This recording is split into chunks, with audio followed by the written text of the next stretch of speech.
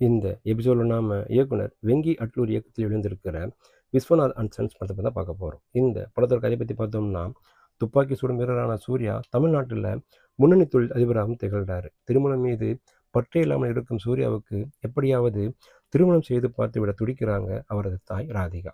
தாயின் விருப்பத்தை நிறைவேற்றவும் தங்கள் குடும்பத்துக்கு வாரிசு வேண்டும் என்ற அடிப்படையிலும் வாடகை தாய் மூலம் குழந்தை பெற்றுக்கொள்கிறாரு சூர்யா. இந்த நிலையில் உடல்நல பாதிப்பால் அந்த குழந்தைக்கு அறுவை சிகிச்சை செய்ய தீர்மானிக்கப்படுது.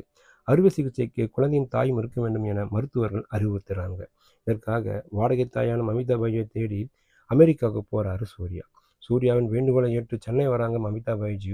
குழந்தைக்கு அறுவை சிகிச்சை செய்யப்படுது. பின்னர் 4 வாரங்கள் குழந்தையிடம் இருக்கும் மமிதாவுக்கு குழந்தை மீது ஈர்ப்பு ஏற்படுது. பிறகு சூர்யா மீதும் காதல் பிறக்குது. இதற்கிடையில சூர்யா விட்டு பிரிய மமிதா பைஜி தயங்குறாங்க. அவரை எப்படியாவது அமெரிக்காவுக்கு விரட்டிவிட துடிக்கிறாரு சூர்யா. இருவரும் சேர மாட்டாங்களா என்று ராதிகா ஏங்குறாங்க. இறுதியில் என்ன ஆனது? இதாங்க அந்த படத்தோட மீதி கதை. இந்த படத்தில் நடுத்தர வயது கதாபாத்திரத்தில் நேர்த்தியா நடிப்பை வெளிப்படுத்தியிருக்கிறாரு சூர்யா. எமோஷன் காட்சிகளில் கைத்து நடிப்பை வெளிப்படுத்தி கவனம் வைக்கிறாரு.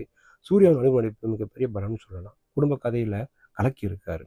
கலகலப்பான கதாபாத்திரம் மமிதா பைஜி கலக்கி இருக்காங்க. காதல் காட்சிகளும் கவனம் இருக்கிறாங்க. ராதிகாவின் அனுபவ நடிப்பு படிச்சிடுது. சூர்யாவுக்கு எப்படியாவது திருமணம் செய்த துடிக்கும் அவரது எண்ணங்கள் கலகலப்பு. ஓரிரு காட்சிகளே வந்தாலும் ரவீனா டாண்டன் சிறப்பு சேர்க்கிறாங்க.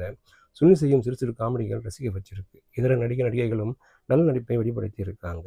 நிமிஷ் ரவியின் ஒளிப்பதிவும் ஜிவி பிரகாஷின் இசையும் படத்துடன் ஒன்றை செய்கிறது. கலகலப்பு நிறைந்த குடும்ப பொழுதுபோக்கு காட்சிகள் படத்துக்கு பலம் சொல்லலாம். சில இடங்களில் லாஜிக் மிளகம் எட்டி பார்க்குது. ஒரு அழகான குடும்ப கதையில் காதல், நகைச்சுவை, எமோஷன், சென்டிமெண்ட் என அனைத்து அம்சங்களையும் இடம்பெற செய்து ரசிக்க வச்சிருக்காரு இயக்குனர். இன்டர்வல் காட்சி சிரிப்பு கேரண்டின்னு சொல்லலாம்.